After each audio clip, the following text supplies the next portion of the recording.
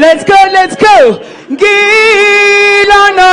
Here in Rwanda, we welcome, and in fact, if we can give a home to any good thing, African or Afro, or call it whatever you want, I want to assure you that you have a home here. I know all people who are here, most of them have places they call home, and that's really a good thing. But you can consider this a home away from home. Those who don't have a home, they must be very few, but I know they could be there because I'll tell you my personal experience. I lived part of my 30 years of my life, I lived without a home.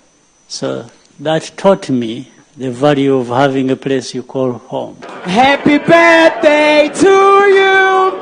Happy birthday to you. Happy birthday to you. Happy birthday to you. Yip, yip, hooray!